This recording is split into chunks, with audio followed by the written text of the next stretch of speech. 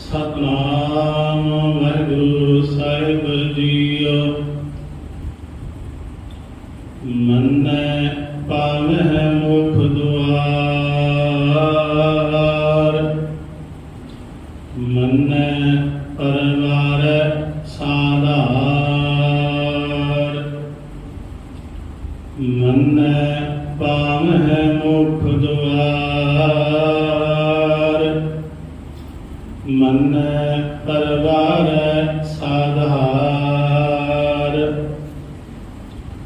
मन्नै तर तारे गुर सिख, मन्नै नानक भमह न भिख। ऐसा नाम निरंजन होए, जिको मन जाने मन कोए। ऐसा नाम निरंजन होए, जिको मन जाने मन कोए। वाहिगुरु जी का खालसा, वाहिगुरु जी की फतेह। परम अते सन्मानयोग जुगो जुग अटल, चबर शतर तखत दे मालक साहिब श्री गुरु ग्रंथ साहिब जी की पावन पवित्र हजूरी अंदर सुभाए मान होए बैठे गुरु सवारे सत संगी जनों। वड्डे भागां द्वारा सत संगत दियां ये जो अमोलक घड़ियां प्राप्त होईयां हन, संध्या वेले दे दीवाना अंदर जुड़ मिल बैठण दा सुभाग समा प्राप्त होया है। प्रेम भावना सहित आप जी ने सिमरन दे विच हाजरियां भरियां हन। सो सतगुरु धन श्री गुरु ग्रंथ साहिब महाराज जी की अमृतमयी पवित्र गुरबाणी की लड़ीवार कथा, जो धन श्री गुरु नानक साहिब महाराज जी की पवित्र रचना जप बाणी की विचार चल रही है। अज दे इस दीवान के अंदर आप जो विचार करनी है वो 15वीं पौड़ी की विचार जिहड़ी है करनी है। सतगुरु पातशाह महाराज जी ने पिछले 3 पौड़ियां दे विच मन्ने की विचार के उपर जोर दिता है।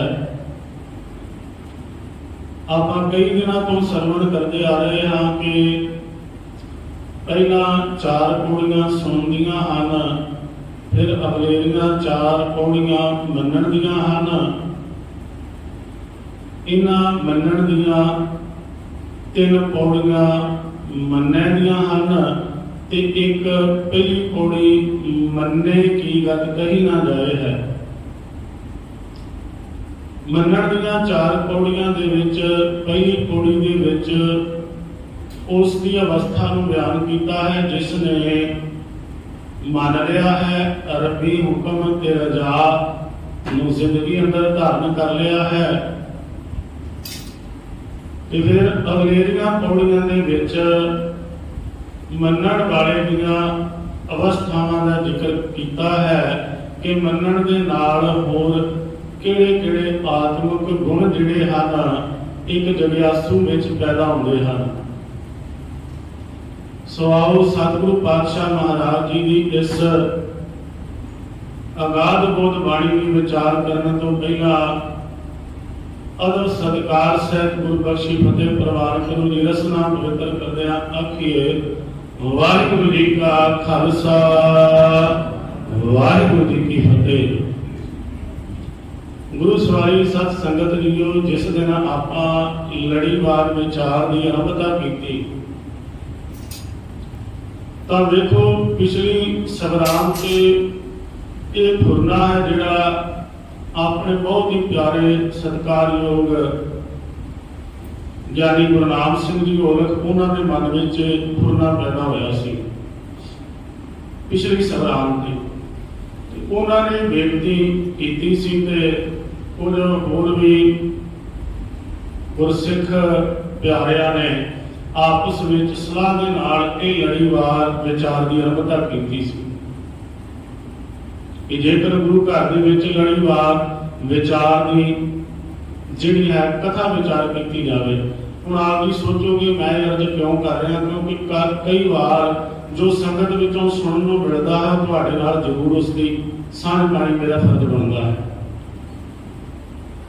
ਜਿਸ ਦਿਨ ਲੜੀਵਾਰ ਵਿਚਾਰ ਦੀ ਆਰੰਭਤਾ ਕੀਤੀ ਤੇ ਤਕਰੀਬਨ ਰੋਜ਼ ਇਹ ਬੇਨਤੀ ਕਰੀਦੀ ਹੈ ਕਿ ਗੁਰਬਾਣੀ ਦੇ ਅਰਥ ਕਰਦੇ ਕੋਈ ਦਾਵਾ ਨਹੀਂ ਹੈ।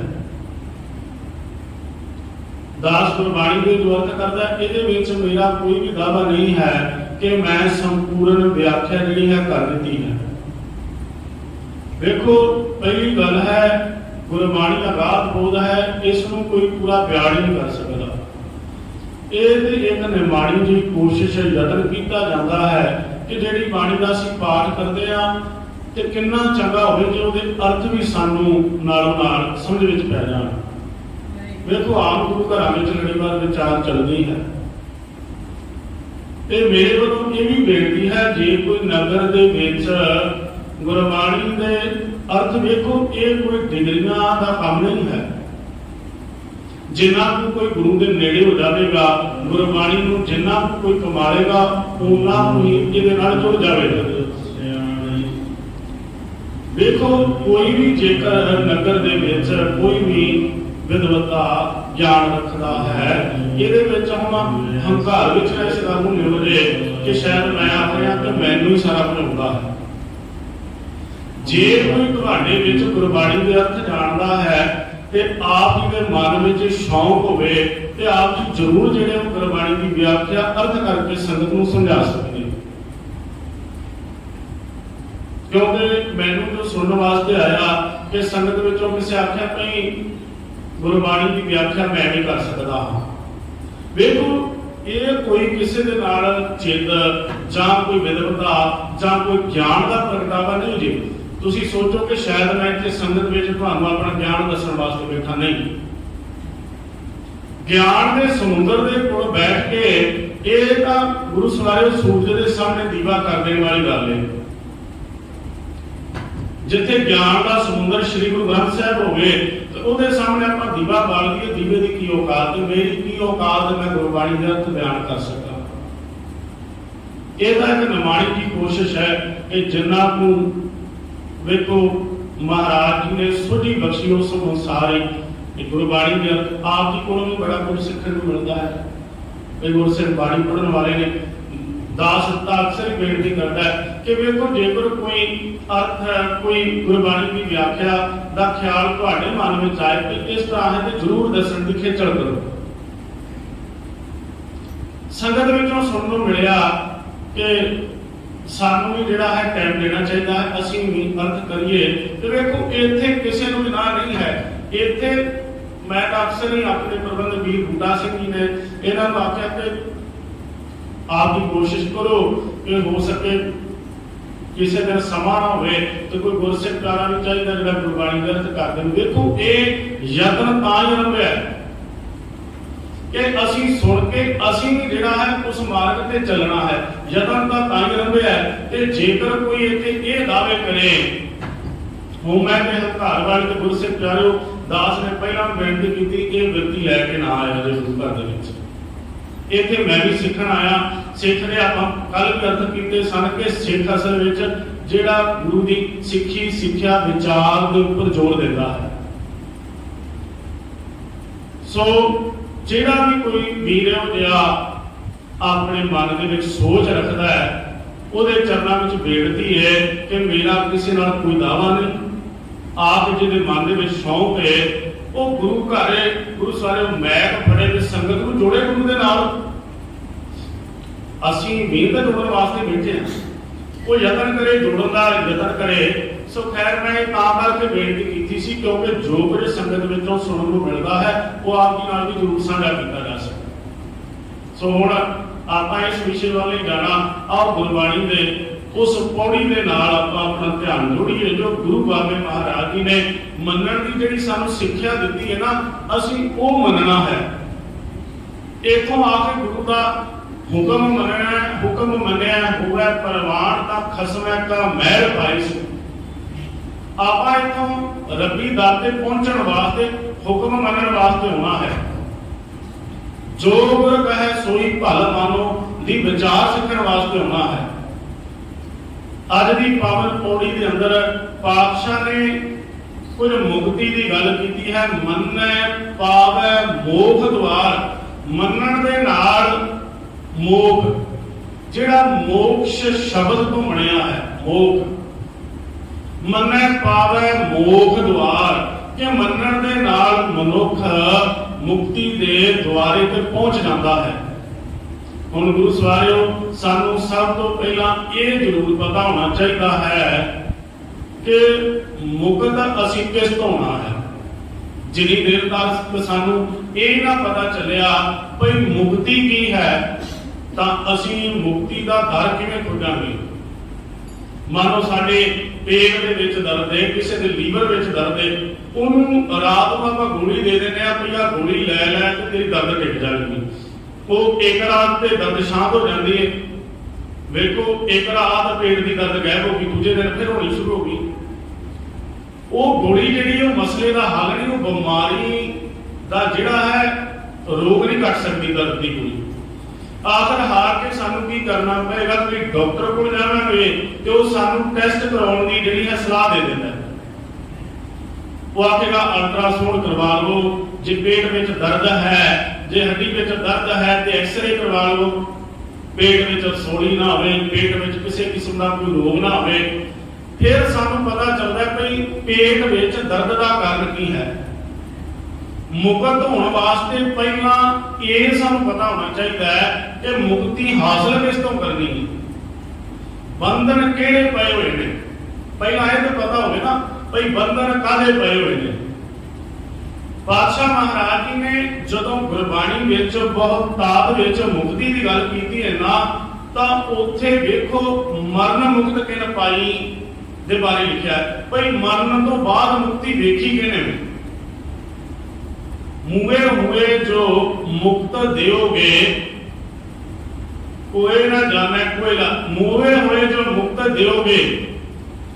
ਪਾਤਸ਼ਾਹ ਜੀ ਨੇ ਆਖਿਆ ਅਸਲ ਵਿੱਚ ਮਰਨ ਤੋਂ ਬਾਅਦ ਜਿਹੜੀ ਮੁਕਤੀ ਪਰਮਾਤਮਾ ਤੋਂ ਦੇਵੇ ਉਹ ਮੈਂ ਵੇਖਣੀ ਨਹੀਂ, ਤੇ ਜਿਉਂਦੇ ਜੀ ਮੁਕਤ ਹੋਣ ਵਾਸਤੇ ਆਖਿਆ ਹੈ। ਹੁਣ ਜਿੱਥੇ ਵੀ ਗੁਰਬਾਣੀ ਵਿੱਚ ਮੁਕਤੀ ਦੀ ਗੱਲ ਆਈ ਉੱਥੇ ਜੀਵਨ ਦੀ ਗੱਲ ਆਈ ਹੈ ਕਿ ਜਿਉਂਦੇ ਜੀ ਅਸੀਂ ਮੁਕਤੀ ਹਾਸਲ ਕਰ ਲਈਏ।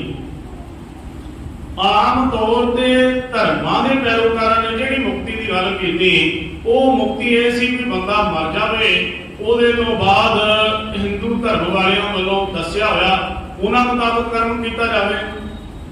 ਵੇਦਾਂ ਆਦਿਕ ਦਾ ਪਾਠ ਪਠਨ ਜਾਂ ਯੱਗ ਵਗੈਰਾ ਜਾਂ ਪੇਟ ਭਰਨੇ, ਉਹਨਾਂ ਦੀਆਂ ਮਨੋਤਾਂ, ਉਹਨਾਂ ਦੀਆਂ ਕਿਰਿਆ ਜਿਹੜੀਆਂ ਦੱਸਦੇ ਨੇ ਉਹ ਕੀਤੀਆਂ ਜਾਣ। ਸਾਡੇ ਸਿੱਖ ਧਰਮ ਦੇ ਵਿੱਚ ਅਸੀਂ ਜਿਹੜਾ ਹੈ ਪ੍ਰਾਣੀ ਤੇ ਚੜ੍ਹਾਈ ਕਰਨ ਜਾਣ ਤੋਂ ਬਾਅਦ ਉਹਦੀ ਰਾਤ ਨੂੰ ਇਕੱਠਾ ਕਰਿਆ ਤੇ ਉਹਨੂੰ ਜਲ ਪ੍ਰਵਾਹ ਕਰਾਏ, ਉਸ ਤੋਂ ਬਾਅਦ ਘਰ ਆ ਕੇ ਅਸੀਂ ਖੰਡ ਪਾਠ ਸਾਹਿਬ ਜਾਂ ਸਹਿਜ ਪਾਠ ਕਰਵਾ ਦਿੱਤਾ।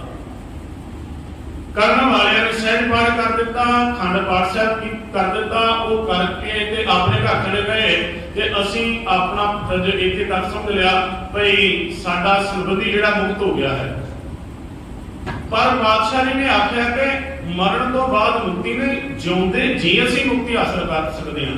ਤੇ ਮੁਕਤੀ ਹਾਸਲ ਕਿਹਨਾਂ ਤੋਂ ਕਰਨੀ ਹੈ? ਆ ਜਿਹੜੇ ਔਗਣ ਚਿੰਬੜੇ ਹੋਏ ਨੇ ਸਾਡੇ ਮਨ ਨੂੰ। ਸਰੀਰਕ ਤੌਰ ਤੇ ਮੁਕਤੀ ਦੀ ਗੱਲ ਨਹੀਂ, ਮਾਨਸਿਕ ਤੌਰ ਤੇ ਮੁਕਤ ਹੋਣਾ ਅਸੀਂ। ਗੁਰਬਾਣੀ ਆਖਦੀ ਹੈ ਨਾਨਕ ਔਗਣ ਚੇਤੜੇ ਤੇਤੇ ਗਲੀ ਚੰਗੀ। ਜਿੰਨੇ ਔਗਣ ਨੇ ਇਹ ਔਗਣਾ ਦੀ ਪਾਈ ਪਈ ਹੈ ਬੰਦੇ ਨੂੰ। ਕੱਲ ਆਪਾਂ ਇੱਕ ਸ਼ਬਦ ਦੀ ਵਿਚਾਰ ਆਪ ਜੀ ਦੇ ਸਨਮੁਖ ਕੀਤੀ ਸੀ ਕਿ ਅਸਲ ਵਿੱਚ ਮਨੁੱਖ ਨੂੰ ਜਗੜਿਆ ਕਿਸ ਨੇ ਹੋਇਆ।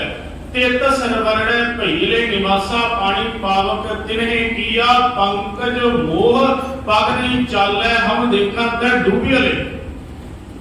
ਸਾਡੇ ਜਿਹੜੇ ਪੈਰ ਨੇ ਕਿਸ ਚਿੱਕੜ ਦੇ ਵਿੱਚ ਧਸ ਗਏ ਨੇ। ਵੇਖੋ ਜਦੋਂ ਚਿੱਕੜ ਦੇ ਵਿੱਚ ਅਸੀਂ ਧਸ ਜਾਂਦੇ ਹਾਂ ਤੇ ਸਾਨੂੰ ਪਤਾ ਹੁੰਦਾ ਹੈ। ਚਿੱਕੜ ਦੇ ਵਿੱਚ ਕੋਈ ਬੰਦਾ ਛੱਪੜ ਵਿੱਚ ਫਸ ਜਾਵੇ ਉਹਨੂੰ ਫੜ ਕੇ ਬਾਹਰ ਕੱਢਣਾ ਪੈਂਦਾ। ਜਿੰਨਾ ਉਹ ਯਤਨ ਕਰਦਾ ਨਿਕਲਣ ਵਾਸਤੇ, ਜਿੰਨੇ ਹੱਥ ਪੈਰ ਮਾਰਦਾ ਉਹ ਹੇਠਾਂ ਨੂੰ ਚੜਿਆ ਜਾਂਦਾ। ਪੰਕਜ ਮੋਹ ਪਗ ਨਹੀਂ ਚਾਲੈ। ਇੱਥੇ ਮੋਹ ਦੇ ਬੰਧਨ ਪਏ ਹੋਏ ਨੇ, ਇੱਥੇ ਵਕਾਰਾਂ ਦੇ ਬੰਧਨ ਪਏ ਹੋਏ ਨੇ। ਹੁਣ ਮੁਕਤੀ ਸਾਨੂੰ ਇੱਥੋਂ ਤੱਕ ਪਤਾ ਲੱਗ ਗਿਆ ਕਿ ਮੁਕਤੀ ਕਿਸ ਤੋਂ ਹਾਸਲ ਕਰਨੀ ਹੈ? ਵਕਾਰਾਂ ਤੋਂ। ਨਾਨਕ ਔਗਣ ਜੇ ਧੜੇ ਤੇ ਗਲੀ ਜੰਜੀਰ ਜੇ ਗੁਣ ਹੋਣ ਤਾਂ ਕੱਟੀਆਂ ਸੇ ਭਾਈ ਸੇ ਵੀਰ। ਤਾਂ ਹੁਣ ਜਿਹੜੇ ਬੰਧਨ ਨੇ ਉਹ ਕੌਣ ਕੱਟ ਸਕਦੇ ਨੇ? ਗੁਣਾਂ ਵਾਲੇ। ਜੇ ਗੁਣ ਹੋਣ, ਜੇ ਸਾਡੇ ਵਿੱਚ ਆਤਮਿਕ ਗੁਣ ਹੋਣਗੇ ਤਾਂ ਉਹਨਾਂ ਗੁਣਾਂ ਨੇ ਔਗਣ ਕੱਟ ਦੇਣੇ ਨੇ। ਜੇ ਗੁਣ ਹੋਣ ਤਾਂ ਕੱਟੀਆਂ ਸੇ ਭਾਈ ਸੇ ਵੀਰ। ਹੁਣ ਮੁਕਤੀ ਦਾ ਸਾਨੂੰ ਪਤਾ ਲੱਗ ਗਿਆ ਭਾਈ ਮੁਕਤੀ ਅਸੀਂ ਕਿਸ ਤੋਂ ਚਾਹੁੰਦੇ ਹਾਂ।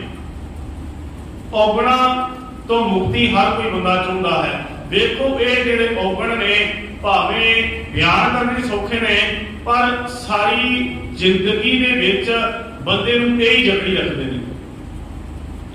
ਸ਼ਲੋਕ ਸੰਸਕ੍ਰਿਤੀ ਦੇ ਵਿੱਚ ਧੰਨ ਗੁਰੂ ਅਰਜਨ ਪਾਤਸ਼ਾਹ ਮਹਾਰਾਜ ਜੀ ਨੇ ਇਹਨਾਂ ਦਾ ਬੜਾ ਵਿਸਥਾਰ ਦੇ ਨਾਲ ਜਿਹੜਾ ਹੈ ਜ਼ਿਕਰ ਕੀਤਾ ਹੈ। हे ਕਾਮ ਨਰਕ ਵਿਸਰਾਮ ਕੋ ਜੋਨੀ ਪਰਮਾਵਣੈ। ਤੇ ਪਾਤਸ਼ਾਹ ਜੀ ਨੇ ਹੰਕਾਰ ਦਾ ਇਸੇ ਤਰ੍ਹਾਂ ਜ਼ਿਕਰ ਕੀਤਾ ਹੈ। हे ਲੋਭਾ ਲੰਪਟ ਸੰਗ ਸਿਰ ਮੋਹੈ ਅਨਕ ਲਹਿਰੀ ਕਲੋਲ ਤੇ ਆਵੰਤ ਜਾਵੰਤ ਥਾਕੰਤ ਜੀਆਂ ਬਹੁ ਪ੍ਰਕਾਰੀ ਢੋਲ ਤੇ। ਇਸੇ ਤਰ੍ਹਾਂ ਹੀ ਹੰਕਾਰ ਦਾ ਵੀ ਜ਼ਿਕਰ ਕੀਤਾ ਹੈ। ਇਸੇ ਤਰ੍ਹਾਂ ਲੋਭ हे ਲੋਭਾ ਲੰਪਟ ਸੰਗ ਸਿਰ ਮੋਹੈ ਪਾਤਸ਼ਾਹ ਨੇ ਜ਼ਿਕਰ ਕੀਤਾ। ਕਹਿਣ ਲੱਗੇ ਜਦੋਂ ਬੰਦੇ ਨੂੰ ਲੋਭ ਜਾਗਦਾ ਨਾ ਤਾਂ ਵੇਖੋ ਮਨੁੱਖ ਜਿਹੜਾ ਹੈ ਆਪਣੇ ਪਰਿਵਾਰਕ ਰਿਸ਼ਤਿਆਂ ਨੂੰ ਵੀ ਤਾਰ-ਤਾਰ ਕਰ ਦਿੰਦਾ ਹੈ। ਜਦੋਂ ਲਾਲਚ ਦੇ ਵਿੱਚ ਆ ਜਾਂਦਾ ਹੈ ਮਨੁੱਖ ਤਾਂ ਆਪਣੇ ਪਰਿਵਾਰਕ ਰਿਸ਼ਤੇ ਵੀ ਖਰਾਬ ਕਰ ਲੈਂਦਾ ਹੈ। ਬਾਦਸ਼ਾਹ ਜੀ ਨੇ ਆਖਿਆ, ਕਹਿਣ ਲੱਗੇ ਨਚ ਬਾਂਧਵ ਨਚ ਇਸ਼ਟਨ ਨਚ ਮਾਤ ਪਿਤਾ ਤਬ ਲਜਿਆ ਅਕਰਨ ਕੁਰੋਧ ਆਖਾ ਤੇ ਆਖਾਦਨ ਅਸਾਜਿਆ ਸਾਜਨ ਸਮਝਿਆ। ਕਹਿਣ ਲੱਗੇ ਨਚ ਇਸ਼ਟਨ ਆਪਣੇ ਇਸ਼ਟ ਗੁਰੂ ਨੂੰ ਵੀ ਧੋਖਾ ਦੇ ਦਿੰਦਾ ਲਾਲਚ ਵਿੱਚ ਆ ਕੇ। ਨਚ ਇਸ਼ਟਨ ਨਚ ਬਾਂਧਵ ਬਾਂਧਵ ਦਾ ਅਰਥ ਭਰਾਵਾਂ ਨੂੰ ਵੀ ਲੋਭ ਵਿੱਚ ਲਾਲਚ ਵਿੱਚ ਧੋਖੇ ਵਿੱਚ ਭਰਾਵਾਂ ਦਾ ਵੀ ਕਤਲ ਕਰ ਦਿੰਦਾ ਹੈ। ਨਚ ਇਸ਼ਟਨ ਨਚ ਬਾਂਧਵ ਨਚ ਮਾਤ ਪਿਤਾ ਤਬ ਲਜਿਆ। ਕਹਿਣ ਲੱਗੇ ਮਾਤਾ ਪਿਤਾ ਦੇ ਨਾਲ ਵੀ ਧੋਖਾ ਕਰ ਜਾਂਦਾ ਹੈ। ਬੰਦੇ ਨੂੰ ਸ਼ਰਮ ਨਹੀਂ ਆਉਂਦੀ ਕਿ ਜਿਨ੍ਹਾਂ ਜਨਮ ਦਿੱਤਾ ਹੈ ਮੈਂ ਉਹਨਾਂ ਨਾਲ ਕੀ ਕੀਤਾ ਹੈ। ਅਕਰਨ ਕ੍ਰੋਧ ਆਖਾਦੇ ਆਖਾਦਨ ਇਹੋ ਜਿਹੇ ਕੰਮ ਕਰ ਲੈਂਦਾ। ਅਕਰਨ ਕ੍ਰੋਧ ਜਿਹੜੇ ਕਰਨ ਵਾਲੇ ਨਹੀਂ ਹਨ, ਜਿਨ੍ਹਾਂ ਨੂੰ ਸਮਾਜਿਕ ਜਿਹੜਾ ਮਨਾਹੀ ਕਰਦਾ, ਜਿਨ੍ਹਾਂ ਕਰਮਾਂ ਦੀ ਨਸ਼ਾ ਕਰ ਲੈਂਦਾ ਬੰਦਾ ਲਾਲਚ ਦੇ ਵਿੱਚ, ਉਹ ਵੀ ਕੁਝ ਖਾ ਲੈਂਦਾ। ਜਿਤ ਖਾਦਾ ਤਨ ਪੀੜੀਆ ਮਨ ਮੈਂ ਚਲੇ ਬੇਕਾਰ। ਅਕਰਨ ਕ੍ਰੋਧ ਅੱਖਾਂ ਤੇ ਆਖਾਦਨ ਜਿਹੜਾ ਕੁਝ ਨਹੀਂ ਖਾਣ ਵਾਲਾ ਉਹ ਵੀ ਖਾਈ ਜਾਂਦਾ ਹੈ। ਅਸਾਜਿਆ ਸਾਜਨ ਇਹੋ ਜਿਹਾ ਆਪਣੇ ਕੋਲ ਸਾਜੋ ਸਮਾਨ ਇਕੱਠਾ ਕਰ ਲੈਂਦਾ ਏ ਜਿਹਦੇ ਨਾਲ ਉਹ ਇਸ ਸਮਾਜ ਨੂੰ ਨੁਕਸਾਨ ਪਹੁੰਚਾ ਸਕਦਾ ਹੋਵੇ। ਆਪ ਜੀ ਨੂੰ ਪਤਾ ਹੈ ਕਈ ਲੋਕ ਜਿਹੜੇ ਖੋਜਾਂ ਕਰ ਲੈਂਦੇ ਨੇ, ਕਈ ਖੋਜਾਂ ਇਹੋ ਜਿਹੀਆਂ ਹੁੰਦੀਆਂ ਜਿਹੜੀਆਂ ਸਮਾਜ ਨੂੰ ਖਰਾਬ ਕਰ ਦਿੰਦੀਆਂ ਨੇ। ਕਈ ਲੋਕ ਵੇਖੋ ਜਿਨ੍ਹਾਂ ਨੇ ਬੰਬ ਬਣਾਇਆ ਹੋਗਾ ਕੀ ਸੋਚ ਕੇ ਬਣਾਇਆ ਹੋਗਾ। ਜਿਨ੍ਹਾਂ ਨੇ ਐਡੇ ਤਗੜੇ ਇਲੈਕਟ੍ਰਿਕ ਹਥਿਆਰ ਜਿਹੜੇ ਨੇ ਵੈਪਨ ਬਣਾਏ, ਜਿਨ੍ਹਾਂ ਨੇ ਇਹ ਬਣਾਇਆ ਕੀ ਸੋਚ ਕੇ ਬਣਾਇਆ ਹੋਗਾ? ਬੰਦੇ ਦਾ ਨੁਕਸਾਨ ਕਰਨ ਵਾਸਤੇ। ਵੇਖੋ ਬੰਦਾ ਇਹੋ ਜਿਹਾ ਵੀ ਸਾਜੋ ਸਮਾਨ ਲਾਲਚ ਵਿੱਚ। ਹੁਣ ਵੱਡੀਆਂ ਵਿਸ਼ਵ ਯੁੱਧ ਕਾਹਦੇ ਕਰਕੇ ਹੋਇਆ, ਜੰਗਾਂ ਕਾਹਦੇ ਕਰਕੇ ਹੁੰਦੀਆਂ ਨੇ? ਸਾਰਾ ਕੁਝ ਲਾਲਚ ਦੀ ਵਰਤੀ ਕਰਕੇ ਹੈ। ਅਸੀਂ ਆਪਣੇ ਨਾਲ ਆਪਣੇ ਦੇਸ਼ ਦਾ ਹੋਰ ਵਿਸਥਾਰ ਕਰ ਸਕੀਏ। ਸੋ ਜਿਹੜੇ ਬੰਧਨ ਪਏ ਹੋਏ ਨੇ ਬੰਧਨਾਂ ਦੀ ਸਾਨੂੰ ਪਹਿਲਾਂ ਸਮਝ ਪਵੇ ਕਿ ਅਸੀਂ ਮੁਕਤ ਬੰਦ ਖਲਾਸੀ ਕਿਹਦੇ ਤੋਂ ਕਰਨੀ ਹੈ। ਤੇ ਪਾਤਸ਼ਾਹ ਜੀ ਨੇ ਆਖਿਆ ਨਾਨਕ ਔਗਣ ਜੇਤੜੇ ਤੇ ਗਲੀ ਜੰਜੀਰ ਜੇਵਨ ਹੋਣ ਤਾਂ ਕਟੀਆਂ ਸੇ ਭਾਈ ਸੇ ਵੀਰ। ਹੁਣ ਮੁਕਤੀ ਜਿਹੜੀ ਹੈ ਵਕਾਰਾਂ ਤੋਂ ਅਸੀਂ ਹਾਸਲ ਕਰਨੀ ਹੈ। ਪੰਕਜ ਮੋਹ ਪਗ ਨਹੀਂ ਚਾਲੇ ਹਮ ਦੇਖਾਂ ਤੈ ਡੂਬੀਲੇ ਮਨ ਏਕ ਨਾ ਚੇਤ ਸਮੂੜ ਮਨਾ ਹਰ ਬਿਸਰਤ ਤੇਰੇ ਗੁਣ ਬਲੇ। ਹੁਣ ਜਿਹੜੇ ਗੁਣ ਨੇ ਵਕਾਰ ਕਿਵੇਂ ਪੈਦਾ ਹੁੰਦੇ ਨੇ ਤੇ ਗੁਣ ਕਿਵੇਂ ਖਤਮ ਹੋ ਜਾਂਦੇ ਨੇ। ਹਰ ਬਿਸਰਤ ਇਹ ਵੀ ਦੱਸਦਾ ਪਾਤਸ਼ਾਹ ਦੇ ਨਾਲ, ਹਰ ਬਿਸਰਤ ਤੇਰੇ ਗੁਣ ਗਲਿਆ, ਤੇਰੇ ਗੁਣ ਗਲ ਜਾਂਦੇ ਨੇ। ਜਿਹੜੇ ਤੇਰੇ ਅੰਦਰ ਆਤਮਿਕ ਗੁਣ ਨੇ ਸਤ ਸੰਤੋਖ ਦਇਆ ਧਰਮ ਧੀਰਜ ਇਹ ਚੜ ਜਾਂਦੇ ਨੇ ਜਦੋਂ ਵਕਾਰ ਵੱਧ ਜਾਂਦੇ ਨੇ। ਹਰ ਬਿਸਰਤ ਤੇਰੇ ਗੁਣ ਗਲਿਆ, ਰੱਬ ਨੂੰ ਵਿਸਾਰ ਕੇ ਤਾਂ ਤੇਰੇ ਜਿਹੜੇ ਗੁਣ ਹਨ ਉਹ ਖਤਮ ਹੋ ਜਾਂਦੇ ਹਨ। ਪਾਤਸ਼ਾਹ ਮਹਾਰਾਜ ਜੀ ਕਿਰਪਾਲਤਾ ਕਰਦੇ ਨੇ, ਅਸਲ ਵਿੱਚ ਜਿਉਂਦੇ ਜੀ ਮੁਕਤ ਹੋਣਾ ਹੈ ਤੇ ਜਿਉਂਦੇ ਜੀ ਕਿਵੇਂ ਮੁਕਤ ਹੋਵਾਂਗੇ। ਪਾਤਸ਼ਾਹ ਜੀ ਨੇ ਆਖਿਆ ਹੈ ਮੁਕਤੀ ਅਸਲ ਵਿੱਚ ਕੀ ਹੈ। ਪ੍ਰਭ ਕੀ ਆਖਿਆ ਆਤਮ ਹਿਤਾਵੈ ਜੀਵਨ ਮੁਕਤ ਸੋ ਕਹਾਵੈ। ਅਸਲ ਵਿੱਚ ਜੀਵਨ ਮੁਕਤੀ ਹਾਸਲ ਕੌਣ ਕਰਦਾ ਹੈ? ਜਿਹੜਾ ਆਪਣੇ ਗੁਰੂ ਦੀ ਅਕਾਲ ਪੁਰਖ ਪਰਮੇਸ਼ਰ ਦੀ ਆਗਿਆ ਮੰਨ ਲਵੇ। ਵੇਖੋ ਇਸੇ ਪੌੜੀ ਦੇ ਨਾਲ ਪੌੜੀ ਜੁੜਦੀ ਮੰਨਣ ਦਾ ਪ੍ਰਕਰਣ ਚੱਲ ਰਿਹਾ ਨਾ ਕਿ ਮੰਨਣ ਨਾਲ ਸਾਰੀਆਂ ਬਰਕਤਾਂ। ਤੇ ਪਾਤਸ਼ਾਹ ਜੀ ਨੇ ਆਖਿਆ ਮੁਕਤੀ ਵੀ ਮੰਨਣ ਤੇ ਖੜੀ ਹੋਈ ਹੈ। ਸਾਡਾ ਜ਼ਿੰਦਗੀ ਦੇ ਵਿੱਚੋਂ ਜਿਹੜਾ ਕਰਨ ਦਾ ਮਨੋਰਥ ਹੈ ਭਵਜਲ ਸੰਸਾਰ ਸਾਗਰ ਤੋਂ ਪਾਰ ਹੋਣ ਦਾ ਕਿਰਿਆ ਕਰਮ ਹੈ, ਇਹ ਵੀ ਮੰਨਣ ਤੇ ਡਿੱਗਿਆ ਹੋਇਆ ਹੈ। ਪ੍ਰਭ ਕੀ ਆਗਿਆ ਆਤਮ ਹਿਤਾਵੈ ਜੀਵਨ ਮੁਕਤ ਸੋ ਕਹਾਵੈ। ਤੈਸਾ ਹਰਖ ਤੈਸਾ ਉਸ ਸੋਗ ਸਦਾ ਅਨੰਤ ਹੈ ਨਹੀਂ ਵਿਯੋਗ। ਤੈਸਾ ਸੋ ਵਰਨ ਤੈਸੀ ਉਸ ਮਾਟੀ ਤੈਸਾ ਅੰਮ੍ਰਿਤ ਤੈਸੀ ਬਿਖ ਖਾਟੀ। ਤੈਸਾ ਮਾਨ ਤੈਸਾ ਅਭਿਮਾਨ ਤੈਸਾ ਰੰਗ ਤੈਸਾ ਰਾਜਾਨ। ਜੋ ਵਰਤਾਏ ਸਾਰੀ ਜੁਗਤ ਨਾਨਕ ਪੁਰਖ ਕਹੀਏ ਜੀਵਨ ਮੁਕਤ। ਉਹ ਮਨੁੱਖੇ ਜੀਵਨ ਤੋਂ ਮੁਕਤ। ਵੇਖੋ ਕਿੰਨੇ ਆਤਮਿਕ ਗੁਣਾਂ ਦਾ ਇਹਦੇ ਵਿੱਚ ਵਿਸਥਾਰ ਕੀਤਾ ਪਾਤਸ਼ਾਹ ਨੇ। ਧੰਨ ਗੁਰੂ ਅਰਜਨ ਪਾਤਸ਼ਾਹ ਜੀ। ਪ੍ਰਭ ਕੀ ਆਗਿਆ ਆਤਮ ਹਿਤਾਵੈ ਜੀਵਨ ਮੁਕਤ ਸੋ ਕਹਾਵੈ। ਤੈਸਾ ਹਰਿ ਤੈਸਾ ਸੋ ਸੋਗ। ਉਹਦੇ ਵਾਸਤੇ ਵੇਖੋ ਦੁੱਖ ਵੀ ਉਹ ਹੈ ਤੇ ਉਹਦੇ ਵਾਸਤੇ ਜਿਹੜਾ ਹੈ ਸੁੱਖ ਵੀ ਉਹ ਹੈ ਜਿਹੜਾ ਦੁੱਖ ਤੇ ਸੁੱਖ ਨੂੰ ਸਮਾਨਾਂਤਰ ਵਿਅਕਤੀ ਨਾਲ ਜਾਣ ਲੈਂਦਾ ਹੈ, ਇਹਨਾਂ ਉੱਪਰ ਜਿਹੜਾ ਕਾਬੂ ਪਾ ਲੈਂਦਾ ਹੈ। ਤੈਸਾ ਹਰਿ ਤੈਸਾ ਸੋਗ ਸਦਾ ਆਨੰਦ ਤੈ ਨਹੀਂ ਵਿਯੋਗ। ਸਦਾ ਹੀ ਆਨੰਦ ਚਿਤ ਰਹਿੰਦਾ ਹੈ, ਸਦਾ ਖੇੜੇ ਵਿੱਚ। ਜਿਹੜਾ ਸਦਾ ਭਗਤਾਂ ਦੇ ਵਾਂਗ ਨਾਨਕ ਭਗਤਾਂ ਸਦਾ ਵਿਗਾਸ, ਸਦਾ ਖੇੜੇ ਵਿੱਚ ਰਹਿੰਦਾ ਹੈ।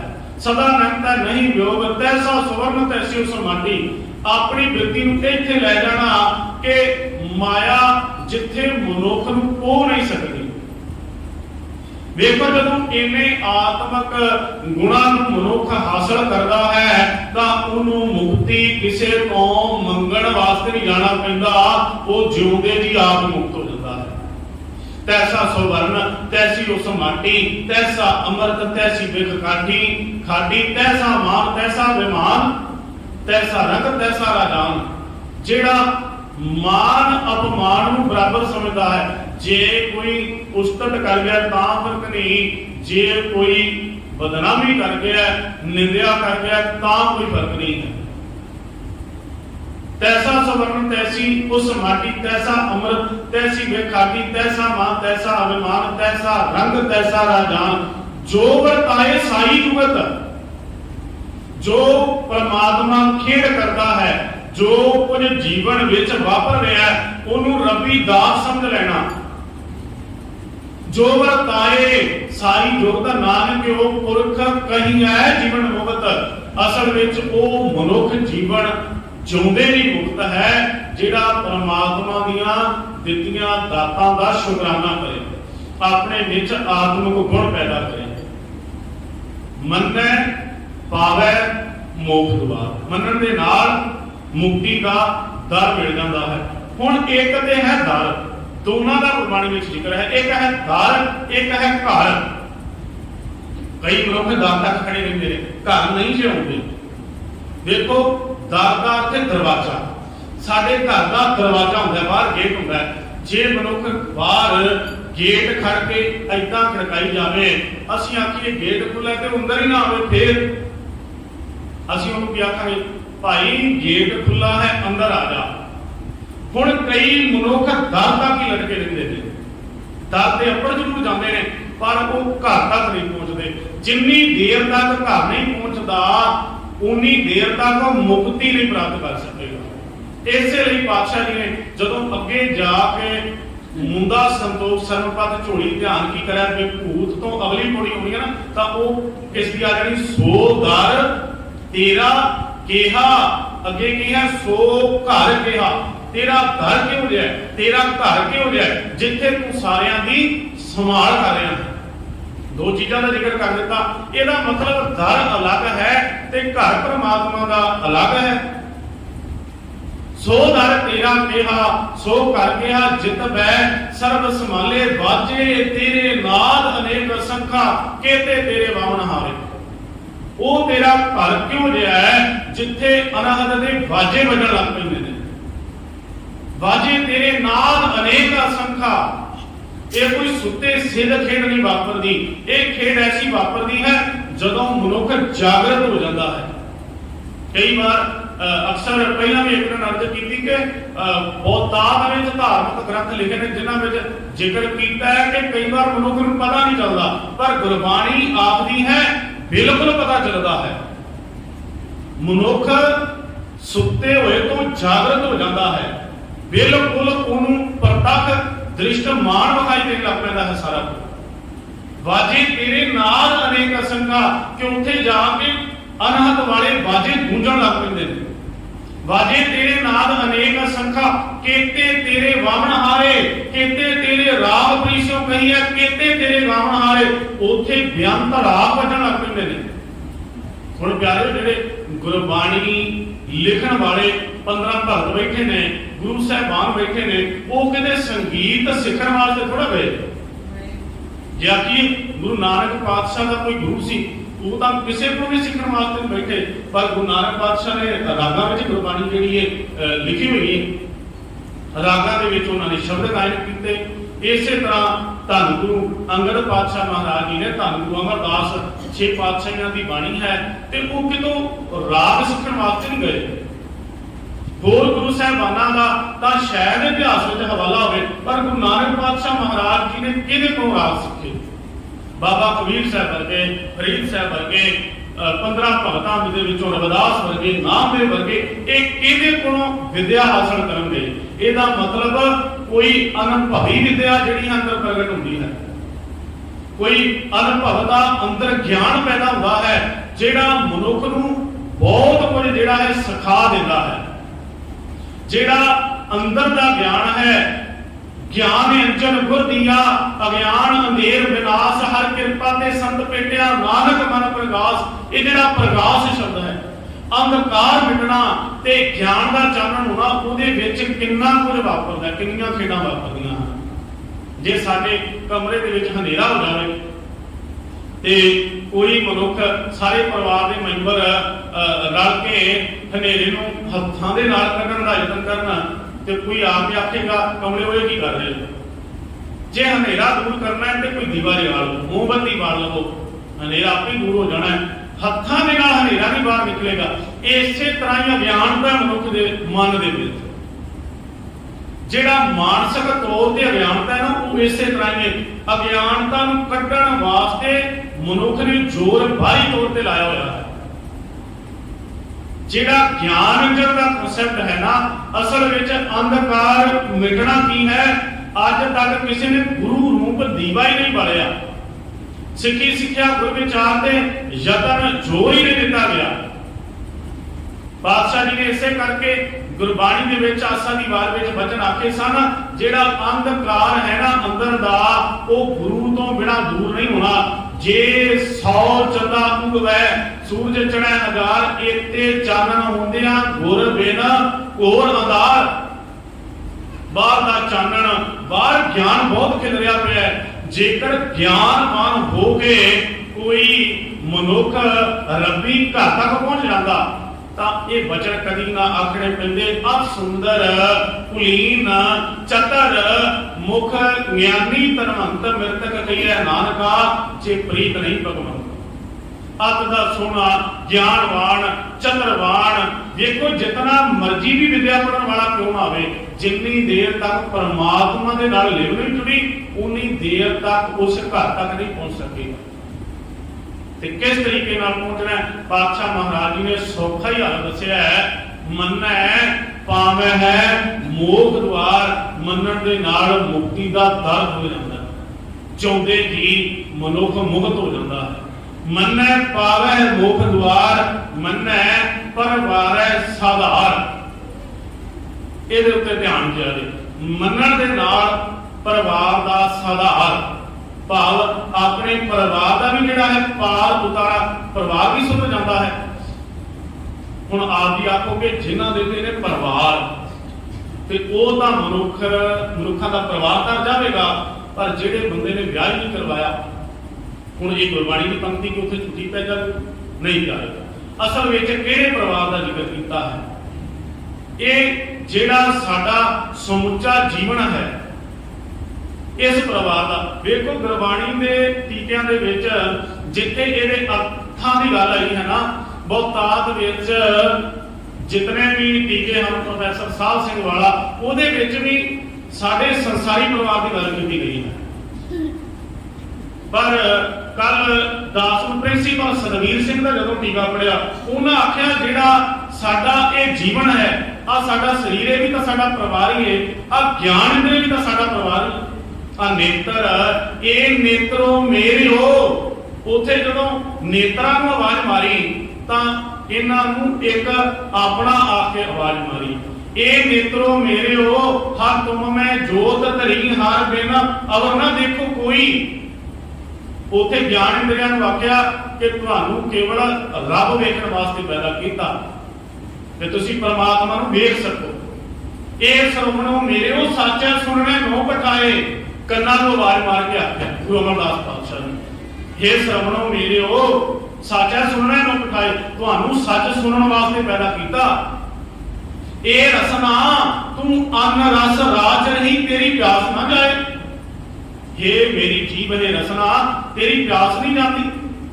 तू आ बुनियादी पदार्थ कितने तू रस भोग ले ने, जे ते रस शरीर के ते लगे दुख, जिन्ने रस भोगे उन्ने ही जीवन में दुख आवे। हुण इत्थे कन्नां नूं, जीव नूं, अखां नूं ते इन्हां ज्ञान इंद्रियां नूं परवाह रखिया। पातशाह कृपालता करते ने, आ साडे ज्ञान इंद्रे जेड़े हन ये भी पवित्र हो जाएंगे। मन्ने परवारै साधार, असी अकले आत्मक तौर ते मुक्त नहीं होना, ये साडा जिहड़ा है शरीर भी जिहड़ा है पवित्र हो जाना है। इसे करके पातशाह जी ने आख्या सी, सा धरती पई हरियावली, जिथे मेरा सतगुर बैठा आए, से जंत भय हरियावले। इत्थे हुण शरीर का भी जिक्र है कि वो शरीर भी भागा वाला है। से जंत भय हरियावले, जिनी मेरा सतगुर देखा जाए, वो जंत वो शरीर भी धन हन जिन्हां ने मेरा गुरु वेख लिया, जिन्हां ने ज्ञान नूं पैदा कर लिया। हुण इत्थे जदों परिवार की गल आवेगी, इहदा मतलब इकल्ला साडा समाजिक परिवार ही नहीं, साडे संबंधी नहीं, साडे आ जिहड़े शरीर दे जिन्ने ज्ञान इंद्रे हन, साडा शरीर भी जिहड़ा है वो भी मुक्त हो जाएगा। क्योंकि पातशाह जी ने इस देह नूं रब दी देह भी आख्या है कि जिस दिन ये शरीर असल विच आत्मा की है ते शरीर की है। जदों असी गुरबाणी दे विच घोड़ियां पढ़दे हां ਤਾਂ ਉੱਥੇ ਪਾਤਸ਼ਾਹ ਜੀ ਨੇ ਆਖਿਆ ਆਤਮਾ ਜਿਹੜੀ ਹੈ ਸਰੀਰ ਰੂਪੀ ਘੋੜੀ ਦੇ ਉੱਪਰ ਸਵਾਰ ਹੋ ਜਾਂਦੀ ਹੈ ਤੇ ਆ ਸਰੀਰ ਨੂੰ ਘੋੜੀ ਬਣਾ ਕੇ ਕਹਿਣਗੇ ਆਤਮਾ ਉਸ ਦੇ ਘਰ ਤੱਕ ਪਹੁੰਚ ਜਾਂਦੀ ਹੈ। ਇਹ ਸਰੀਰ ਜਿਹੜਾ ਆਤਮਾ ਨੂੰ ਉਸ ਦੇ ਦਰ ਤੱਕ ਲੈ ਕੇ ਜਾਵੇਗਾ, ਸੇ ਜੰਤ ਭਏ ਹਰਿਆਵਲੇ। ਇਸ ਕਰਕੇ ਸਰੀਰ ਵੀ ਕੀ ਹੈ, ਅਸਲ ਵਿੱਚ ਇਹ ਵੀ ਰੱਬ ਦੀ ਦਿੱਤੀ ਦਾਤ ਹੈ। ਅਸੀਂ ਆਮ ਤੌਰ ਤੇ ਸ਼ਬਦ ਵਰਤਦੇ ਹਾਂ ਜੀ, ਕਈਆਂ ਨੇ ਸਰੀਰ ਨੂੰ ਦੇਹ ਨੂੰ ਭੋਗ ਕੇ ਗਾਲ ਦਿੱਤਾ ਤੇ ਸਾਡੇ ਹੀ ਸਮਾਜਿਕ ਬੋਲ ਹੁੰਦੇ ਨੇ, ਆ ਜਿਹੜਾ ਸਿਮਰਨ ਕਰਨ ਵਾਲੀ ਰੂਹ ਸੀ ਨਾ, ਇਹਨਾਂ ਦਾ ਸਰੀਰ ਬੜਾ ਪਵਿੱਤਰ। ਜਦੋਂ ਕੋਈ ਸਿਮਰਨ ਕਰਨ ਵਾਲਾ ਜਾਂਦਾ, ਵੇਖੋ ਕਿੰਨਾ ਉਹਦਾ ਸਤਿਕਾਰ ਕੀਤਾ ਜਾਂਦਾ। ਆਪ ਜੀ ਨੇ ਪਹਿਲਾਂ ਕੱਲ ਪਰਸੋਂ ਦੇ ਦੀਵਾਨ ਵਿੱਚ ਸਰਵਣ ਕੀਤਾ ਕਿ ਜਿਸ ਦਿਨ ਬਾਬਾ ਬੁੱਢਾ ਸਿੰਘ ਜੀ ਚਲਾਣਾ ਕੀਤੇ, उस दिन गुरु हरगोबिंद पातशाह ने आप बूढ़ा दिता। गुरु सवारे शरीर भी कितना पवित्र होएगा बाबा बुढ़ा साहिबान जी का, जिन्हों गुरु मोढ़ा दे देवे, जिस दे चलाने वाल वेख के गुरु हरगोबिंद पातशाह के नेत्र सिद्धड़ हो गए, उस शरीर ने कितनी बंदगी की होगी। मन्नै परवारै साधार, इकल्ला ये संसार का परिवार नहीं ढांचा जेडे साडे कोल ने, ये शरीर भी जिहड़ा है साडा कर जाएगा। जेकर परिवार की गल करिए तो बाबा कबीर साहब जी ने आख्या सी, कह लगे उथे जदों हुण जिक्र किया है बुढ़ा वंश कबीर का, कह लगे मेरा वंश डुब गया। हुण आपां कहते बाबे कबीर का ते परिवार तर गया होगा। बाबा कबीर साहब जी तो इन्ना सिमरन करने वाले, पर उन्होंने इस जिहड़े वंश का जिक्र किया वो अपने परिवार का जिक्र नहीं किया। बुढ़ा वंश कबीर का उपजो पूत कमाल। ते मैनूं हैरानगी इस गल ते हुई जदों मैं एक प्रचारक को ये अर्थ सुने कि बाबे कबीर का परिवार डुब गया सी। उन्हें आख्या बाबे कबीर के पुत्र का नाम बाबा कमाल सी, ते बाबा जी ने ये कमाल का जिक्र किया है कि वो घर पुत्र कमाल जो पैदा होया उन्हें सारा परिवार ही डुब गया। वो माड़ी संगत कह गया, क्योंकि जिन्नी देर तक सानू गुरबाणी के भाव अर्थ स्पष्ट नहीं होंगे उन्नी देर तक शब्द अर्थ जिहड़े हमें पता नहीं चलते।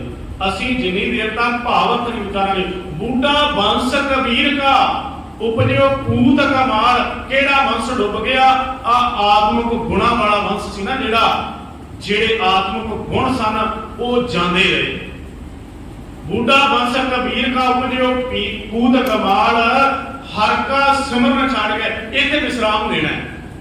किवें वंश डुबिया इहदा जिक्र इस पंक्ति दे विच आ जांदा है, क्योंकि किहड़ा वंश डुबिया ते किस करके डुबिया? जदों हरि दा सिमरन छड्ड दिता ते वकारा दा एक पुत्र पैदा होया मन विच।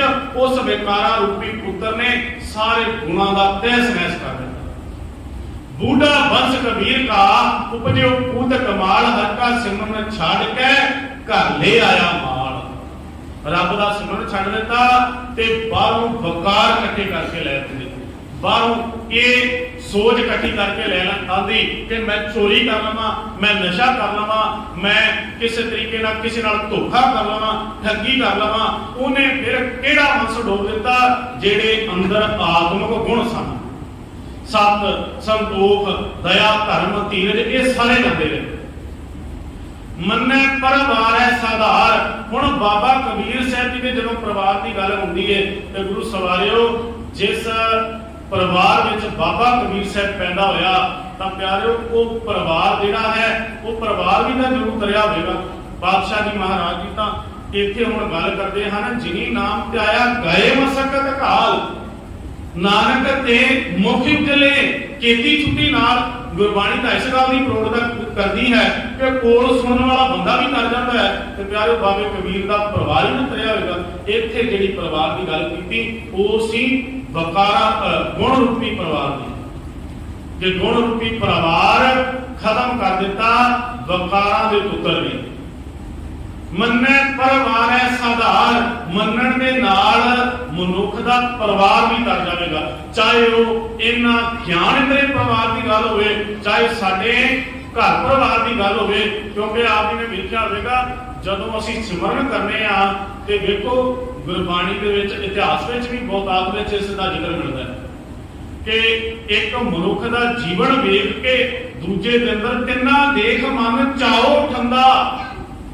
तुहाडे जीवन वाल वेख के ही किसी ने प्रेरित होना है। प्यारो मन सुख नूं कित्थों ज्ञान होया? भगीरथ वर्गिया कित्थों लगन लगी? क्योंकि किसी का जीवन वेख्या। धन गुरु अमरदास पातशाह महाराज जी ने गुरु बनने तो पहला बीबी अमरो के मूंहों गुरबाणी का शब्द सुनिया, आसा की बात सुनी तो उस वक्त गुरु की लगन लगी। देखो ये जिहड़ा मनुख का पार उतारा है, जीवन मुक्त की गल है, ये किसी नाल जुड़ के भी मनुख तर जाता है। बादशाह जी कृपालता करते हैं, कहने लगे असल दे विच मनुख मनण दे नाल अपने परिवार का भी पार उतारा कर दिंदा है। मन्नै परिवार साधार, मन्नै तरह इत्थे विश्राम दे देना है जी। कई बार असीं इकट्ठा पढ़ जाने मन्ने तरह तारे गुरसिख, मन्ने तरह पहला आप तरदा है, फिर तारे गुरसिख। तरन वाला ही किसी नूं तरना सिखा सकदा, जिन्होंने आप तरना नहीं होंदा, जेड़ा आप डुबे मैं चौद आप डुबे चौं वेद मैं चेले दी बहाए, जेड़े आप 4 वेदां विच डुब के मर गए उन्होंने चेले की तारने सन, जेड़े अजे आप ही वकारां दी संगत विच सन उन्होंने किसी नूं की पार उतारा करना सी। असल विच तरना कौन सिखाउंदा है? जेड़ा तारू होवे। तारू बंदे ही तरना सिखाया करते हैं जिन्हां नूं तरना आउंदा है, जिन्हां नूं तरना नहीं आउंदा वो आप भी डुबणगे ते नाल वाले नूं भी डोब लैंदे ने कई बार। इसे तरह आप जी ने थोड़ा उदाहरण दे के गल स्पष्ट करिए। कई बार जिहड़ियां पुराणियां इमारतां ने ना उन्हां दे विच जिहड़ियां राजियां दे जिहड़े महल बने हुए ने, किले वेखण दा तुहानूं समां मिलेगा, उन्हां दे विच कई इमारतां विच ना कई रस्ते बने हुए ने जिन्हां नूं भूल भुलैया आखिया जांदा है। उन्हां दे विच की जदों आपां किलिਆਂ विच जांदे आ एक रस्ता जांदा है लम्मा, बंदा तुरिया जांदा है विच कई तरीकों के नाल मोड़ पैंदे ने, जदों अगे जांदा ते अगे वो रस्ता खुलदा नहीं जाके। राजा ने क्यों बनाए हुंदे सन? जे कोई दुश्मन किले ते चढ़ के आ जाए तां जे अंदर आ भी जाए, पहली तां गल तां किले दे दुआले खाई पुट्टी हुंदी सी वड्डी सारी, चुफेरे पानी छड्डिया हुंदा सी। जे कोई पानी चों तर के भी आ जाए किले अंदर पै भी जाए तां जिहड़ा प्रवेश मार्ग हुंदा सी उहदे विचों कई रस्ते जांदे सन, मनुख ਉਹਦੇ ਚੋਂ ਜਾਂਦਾ ਹੈ। ਹੁਣ ਪੁਰਾਣੀਆਂ ਕਈ ਰਾਜਸਥਾਨ ਵਿੱਚ ਕਿਲੇ ਦੀਆਂ ਇਮਾਰਤਾਂ ਨੇ, ਬੰਦਾ ਉਹਦੇ ਵਿੱਚ ਪੈ ਜਾਂਦਾ ਪਰ ਜਿੰਨੀ ਦੇਰ ਤੱਕ ਨਾਲ ਗਾਈਡ ਨਾ ਹੋਵੇ ਬਾਹਰ ਹੀ ਨਹੀਂ ਨਿਕਲ ਸਕਦਾ ਉਹਦੇ ਕਿਲੇ ਦੇ ਵਿੱਚ। ਉਹਨਾਂ ਵਿੱਚ ਹੀ ਭੁੱਲ ਕੇ ਰਹਿ ਜਾਂਦਾ, ਪੈ ਤਾਂ ਜਾਂਦਾ ਹੈ ਪਰ ਨਿਕਲ ਨਹੀਂ ਸਕਦਾ ਕਿਉਂਕਿ ਰਸਤੇ ਵਿੱਚ ਅੱਗੇ ਜਾਂਦਾ ਹੈ ਤੇ ਉੱਥੇ ਵੀ ਬੰਦ, ਦੂਜੇ ਨੂੰ ਨਿਕਲ ਜਾਂਦਾ ਉੱਥੇ ਵੀ ਬੰਦ। ਤਾਂ ਜੇ ਕੋਈ ਨਾਲ ਦੱਸਣ ਵਾਲਾ ਹੋਵੇ ਜਿਹੜਾ 4-5 ਵਾਰੀ ਗਿਆ ਉਹ ਕੱਢ ਲਿਆਉਂਦਾ ਹੈ, ਜਿਹੜਾ ਜਾਣਕਾਰੀ ਰੱਖਦਾ ਨਾ ਉਸ ਕਿਲੇ ਦੀ ਭਈ ਆ ਫਲਾਣੇ ਗੇਟ ਤੋਂ ਐਂਟਰੀ ਇਧਰੋਂ ਹੋ ਜਾਣੀ ਤੇ ਉਹ ਕੱਢ ਲੈਂਦਾ। ਮੰਨੇ ਤਰ੍ਹਾਂ ਤਾਰੇ ਗੁਰਸਿਖ, ਜਿਹੜਾ ਜਾਣਕਾਰੀ ਰੱਖਦਾ ਕਰਨ ਦੀ ਉਹੀ ਕਰਨਾ ਸਿਖਾ ਸਕਦਾ। ਪਿਆਰਿਓ ਗੁਰੂ ਜਿਹੜਾ ਹੈ ਨਾ ਸਮਰੱਥ ਹੈ।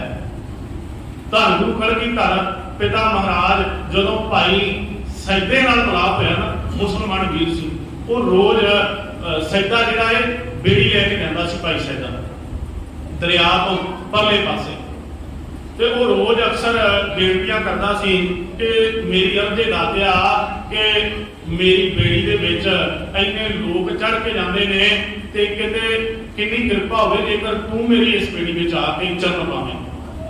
भाई सैदा वो रोज जिहड़ी है संध्या वेले अरदास बेनती करता है, जुड़ के बाणी दे शब्द गांदा है वो मुसलमान। एक दिन संध्या का वेला हो गया, उधर सूरज डुब रहा सी, हनेरा हो गया, नाल दे मछेरिया ने आवाज मारी कहने लगे सैदिया हनेरा हो गया चल घर नूं। ते वो अपने नेम अनुसार उत्थे बैठ गया दरिया के किनारे, बेनतियां कर लगा गुरबाणी दी शब्द पढ़ के, ते पातशाह मेरी बड़े चिर तो हर जे किते आप ही मेरी बेड़ी विच चरण पाओ। इन्ने नूं जदों अखां नेत्र बंद करके आवाज लगा रहा सी तां उहने कुछ पैरां दी जिहड़ा है खड़ाक सुनाई दिता कि पिछे मुड़ के वेख्या सिखां दे नाल पातशाह उस पासे वालों चले आ रहे सन ते कोल आके आख्या कहने लगे सैदिया आज मैं दरिया तो पार जाना है ते मैनू लैके चलेगा। भाई सैदा इत्थे हुण पातशाह दे चरनां दे टैप ते कहने लगे असल विच मैं इस दरिया तो पार जाना है, मैनू पार लै चलेगा। उस वक्त नाल ही पातशाह ने आख्या मैनू ये दस पहला मजदूरी कितनी लवेगा। उस वक्त भाई सैदे ने आख्या पातशाह मैं आप जी को की मांग सकता, हम भीखत भिखारी तेरे तू निज पद है दाता, असी तां तेरे दर दे मंगते हैं, असी तेरे तो की लै सकते हैं, इन्ना कुछ तेरा दिता होया है। कह लगे नहीं सैदिया तेनू देवांगे जरूर कुछ, खाली फ्री विच तेरे बेड़े ते सफर नहीं करना, असी तेनू देख के जरूर कुछ जावांगे। उस वक्त जदों बेड़ी विच सवार हो गए पातशाह तां प्यारे जिहड़ा तरन वाला हुंदा ना कोई कर सकदा है। हुण पातशाह ने फिर पुछया कहण लगे सैदिया तू अजे भी सानू नहीं दस्सिया लोकां कोलों मजदूरी लैना है, साडे कोलों किन्ने पैसे लवेगा। कहण लगे पातशाह जे देण ते आयो ना मजदूरी तां चरण घुट के पकड़ ले। कहण लगे मेरी गल सुनो, आ जे मेरा बेड़ा आ दुनियावी बेड़ा जी इतों मैं प्यार ला चलिया ते जिस दिन पातशाह मेरा अंतला समा आया ना इस संसार तो पार उतारा करने वाले तुसी जे मैनू इस भवदल संसार सागर तो पार कर दिया जाए कोई सतनाम श्री आ संसार विचों आ दुनियावी भवदल संसार सागर विचों मैनू पार लै जाए आ दुनियावी बेड़ा जे जिहदे विच ਆਪਾਂ ਕੁਝ ਦਿਨ ਪਹਿਲਾਂ ਸਰਵਣ ਵੀ ਕੀਤਾ ਸੀ ਕਿ ਗੁਰਬਾਣੀ ਨੇ ਕਿਸ ਬੇੜੇ ਦੀ ਗੱਲ ਕੀਤੀ ਜਪ ਤਪ ਕਾ ਬੰਧ ਬੇੜਦਾ ਜਿਤ ਲੰਘੈ ਵਹੀਲਾ ਨਾ ਸਰਵਰ ਨਾ ਉਛਲੈ ਐਸਾ ਪੰਥ ਸੁਹੇਲਾ ਜਪ ਤਪ ਦਾ ਬੇੜਾ ਬੰਨਣਾ ਹੈ ਜੀ ਅਸੀਂ ਉਸ ਵਕਤ ਭਾਈ ਸਾਹਿਬ ਨੇ ਆਖਿਆ ਪਾਤਸ਼ਾਹ ਮੇਰੇ ਨਾਲ ਵਾਅਦਾ ਕਰੋ ਜਿਸ ਦਿਨ ਮੇਰਾ ਅੰਤਲਾ ਸਮਾਂ ਆਇਆ ਨਾ ਮੈਨੂੰ ਇਸ ਸੰਸਾਰ ਵਿੱਚੋਂ ਪਾਰ ਕੱਢ ਦੇ ਤੇ ਉਸ ਵਕਤ ਧੰਨ ਗੁਰੂ ਕਲਗੀ ਧਰਕਤਾ ਨੇ ਗਲ ਨਾਲ ਲਾਇਆ ਕਹਿਣ ਲੱਗੇ ਸੱਜਿਆ तेरी ये जी अर्ज ना जरूर पूरी होगी जिस दिन तेरा अंतला समा आया तो तू सच जानी असी तेरे कोल होवांगे किसी भी रूप में प्यारिओ वो भाई सैदा जिहड़ा तर गया क्योंकि तारन वाला मिल गया जदों कोई तरन वाला ज्ञान देता है जदों किसी तरन वाले नाल जुड़िया जाता है जदों सिक्ख्या लई जाती है तो मनुख इस संसार विचों पार हो जाता है ते ऐसा मनुख सिमरन करने वाला आप ही नहीं डरदा वो जिहड़ा है अपने नाल कईयां नूं तार दिंदा कईयां दा जीवन बना दिंदा है मन्ने तरै तारे गुरसिख शब्द इत्थे देखो गुर अलग है ते सिख अलग है मन्ने तरै तारे गुरसिख इकट्ठा शब्द नहीं है भाव गुरु दी सिक्ख्या प्राप्त करके किस तरीके नाल तरेगा ये दस्या है मन्ने तरै तारे गुर सिख गुरु दी सिक्ख्या प्राप्त करके कोई इथों तर जाता है मन्ने तरै तारे गुर सिख मन्ने नानक भवै ना भिख कहणगे मंगण दे नाल कोई दाता ते भिखिया मंगण दा मुथाज नहीं हुंदा कोई मनुख दरदा दा मुथाज नहीं हो जाता जदों एक परमात्मा दी मन लवे ना जदों प्रभ की आज्ञा आत्म हितावै को जीवन विच कमा लवे तां वो फिर भवै दा ते भौंदा नहीं दर दर ते जाके वो भिखिया नहीं मंगदा वो उस परमात्मा नाल जुड़ जाता है कोट ब्रह्मंड को ठाकर स्वामी सर्व जिया का दाता रे परत पाले निसार संभालै एक गुण नहीं मूर्ख जाता रे हर आराधना जाना रे हर हर गुरु गुरु करता रे हथियो नाम परयो रामदास जदों कोई करोड़ा ब्रह्मंडा दे मालक अकाल पुरख दे नाल जुड़ जाता है तां मनुख जिहड़ा है उस वक्त दरदा दा मुथाज नहीं हुंदा धन गुरु नानक पातशाह जिस दिन बगदाद गए सन ते आप जी ने पहला भी सुनिया सी कि उत्थे एक पीर मिलिया सी दस्तगीर ते दस्तगीर पीर नूं जदों ज्ञान करवाया पातशाह जी ने वार्ता लंबी है पर जदों ज्ञान करवा दिता पातशाह महाराज जी ने पीर दस्तगीर नूं ते उसदी उत्थे ही जिहड़ी है समाधि लग गई सी फिर उस देश दा काबुल देश का राजा आया उसने देखा कि पीर दस्तगीर इत्थे बंदगी कर रहा है ते इन्हें कोई इमारत नहीं बनाई उस वक्त राजे ने आख्या कह लगा कि पीर दस्तगीर मैं तेनू रुपये देता माया देता हाँ तां तूं इह कर इत्थे सोहणे जिहड़े ने महल बना के रह इत्थे मैं मसीत बना देंदा हाँ इत्थे तेरे चेले चाकर नौकर होणगे उस वक्त पीर दस्तगीर ने आख्या उन्हें आख्या कहने लगे एक दिन गुरु नानक आया सी एक दिन मैं ਉਹਦੇ ਕੋਲੋਂ ਅੰਦਰ ਦੀ ਤ੍ਰਿਪਤੀ ਮੰਗੀ ਸੀ ਇੱਕ ਦਿਨ ਗੁਰੂ ਨਾਨਕ ਅੱਗੇ ਝੋਲੀ ਅੱਡ ਕੇ ਮੰਗ ਲਿਆ ਸੀ ਜਿੱਦਣ ਦਾ ਬਾਬੇ ਨਾਨਕ ਕੋਲੋਂ ਮੰਗਿਆ ਨਾ ਕਹਿਣ ਲੱਗੇ ਤੇਰੇ ਵਰਗਿਆਂ ਕੋਲੋਂ ਮੰਗਣ ਦੀ ਜਿਹੜੀ ਹੈ ਮੇਰੀ ਮੁਖਾਲਗੀ ਨਹੀਂ ਰਹੀ ਇੱਕ ਦਿਨ ਮੰਗ ਲਿਆ ਹੈ ਵੇਣ ਤੋਂ ਤਾਂ ਹੋਰ ਜੇ ਮੰਗਣਾ ਅਸੀਂ ਵੀ ਮੰਗੀਏ ਕਦੇ ਗੁਰੂ ਕੋਲੋਂ ਵੇਣ ਤੋਂ ਤਾਂ ਹੋਰ ਜੇ ਮੰਗਣਾ ਸਿਰ ਦੁੱਖਾਂ ਕੇ ਦੁੱਖ ਦੇਹ ਨਾਮ ਸੰਤੋਖੀਆ ਤਾਂ ਉਤਰੇ ਮਨ ਕੀ ਭੁੱਖ ਜਦੋਂ ਕੋਈ ਨਾਮ ਮੰਗ ਲੈਂਦਾ ਹੈ ਜੇ ਵਸਤ ਮੰਗੀ ਹੈ ਸਾਈ ਪਾਈ ਹੈ ਜੇ ਨਾਮ ਚਿਤ ਲਾਈ ਹੈ ਜੇ ਪ੍ਰਮਾਤਮਾ ਦੇ ਨਾਮ ਨਾਲ ਆਪਣਾ ਚਿਤ ਜੋੜ ਲਏ ਮੰਨੈ ਪਰਵਾਰ ਐਸਾ ਆਧਾਰ ਮੰਨੈ ਤੈ ਤਾਰੇ ਗੁਰ ਸਿੱਖ ਮੰਨੈ ਨਾਨਕ ਭਵੈ ਨਾ ਭਿਖ नगर विच जोगी आया, भाई तलोके नूं पता लग्या, सारा नगर जोगी दे कोल गया मंगण वास्ते। उन्हें वेख्या भाई तलोका ते आए नगर विच केवल इक्को बंदा है। असीं आखने आ कि लोग नहीं मनदे, साडी विचारधारा नाल सहमत नहीं हुंदे, असीं लोकां नूं सहमत नहीं कर सकदे साडे विचारां दे नाल। पर प्यारिओ अपने जीवन का रस्ता लोकां मगर लग के ना भटकाया जाए। भाई तलोका नहीं गया जोगी दे कोल, सारा नगर गया। जोगी ने वेख्या एक बंदा जिहड़ा नहीं गया। जोगी हुण घर दे विच आया, कहण लगे तलोकिया तू ही मंग लै कुछ। कहण लगा नहीं मैनूं तेरी लोड़ नहीं। उहने आख्या फिर भी कुछ मंगदा सही। कहण लगा मैनूं लोड़ ही नहीं, मैं एक दिन गुरु नानक पातशाह कोलों बहुत कुछ लै लिया। जोगी ने आख्या बाह फड़िया, कह लगे चल फिर मैनूं भी गुरु नानक के घर लै। सचमुच जे तृप्ति मिल गई है, मैनूं तां अजे कद तृप्ति नहीं मिली। प्यारिओ वड्डा दाता तिल ना दमाए, इसे जपजी साहिब जी दे विच है। जिसनूं तिल जिन्नी भी तमा इच्छा नहीं है मंगण दी, वो सानूं बेअंत दाता दे जांदा है। वड्डा दाता तिल ना दमाए। हुण जिहड़ा मंग लैंदा है वो दर दर ते नहीं भटकदा, मंगण वास्ते नहीं तुरदा। हुण असीं गुरु ग्रंथ साहिब जी अगे भी अरदास कर लैंदे आ ते जे सानूं पता चल जे पई फलाने डेरे ते किसी तरीके नाल इस तरीके नाल अरदास हुंदी है, उत्थे इस तरीके नाल पई जे बच्चे नूं बाहर भेजना ते जहाज चढ़दे ने, फलाना कोई चढ़दा असीं उत्थे भी चले जांदे आ। मांजे लूण पता नहीं किन्ना कुछ असीं जीवन दे विच जिहड़ा है कर दिंदे आ। नाले असीं आखदे आ पई गुरु ग्रंथ साहिब जी ही साडे गुरु ने, फिर भी साडे जीवन की भटकना खत्म नहीं होंदी, क्योंकि बादशाह महाराज जी कृपालता करते हैं। कह लगे जिन्नी देर तक नाम अपनी जिंदगी का आधार नहीं बनावांगे उन्नी देर तक ये जिहड़ी है मन की तृष्णा खत्म नहीं होगी। मन्नै बादशाह कृपालता कर रहे हैं ना, मन्नै नानक भवै ना भिख। फिर दाता की भिखिया का मनुख मुहताज नहीं हुंदा। अखीरले पावन वचन कोई सेवा ਹਨ जिन्हां ਦੇ विचार ਆਪਾਂ पिछलियां 4 पौड़ियां ਦੇ ਵਿੱਚ भी कर चुके हाँ। ऐसा नाम निरंजन होए जेको मन जाने मन कोए।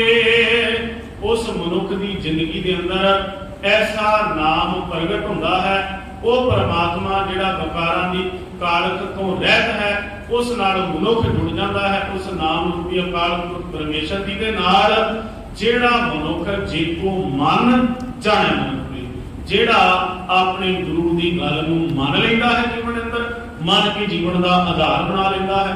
गुरु सवारियो 4 पौड़ियां ने मनण दियां, पिछले 4 सन सुणन दियां, इहदे तो अगलियां 4 होंदियां निध आसन दियां। भाव सुन के मनण दे नाल किस पदवी तक मनुख पहुंचता है। अगलेरियां 4 पौड़ियां दे विच इन्हां दी व्याख्या का जिक्र आवेगा। पंच परवान पंच प्रधान पंच पवित्र के मान की विचार कल आपां जिहड़ी है आप संतां दे सानूं अर्ज करने की कोशिश करांगे। अज इन्नियां बेनतियां प्रवान करनियां पावन गुरबाणी दी गुरमत विचारां दी साਂਝ पाउंदियां बेअंती भुलां हो जांदियां ने। सत संगत जीओ बख्श लैणियां होईयां बेअंत भुलां गलतियां दी क्षमा। वाहिगुरू जी का खालसा वाहिगुरू जी की फतेह।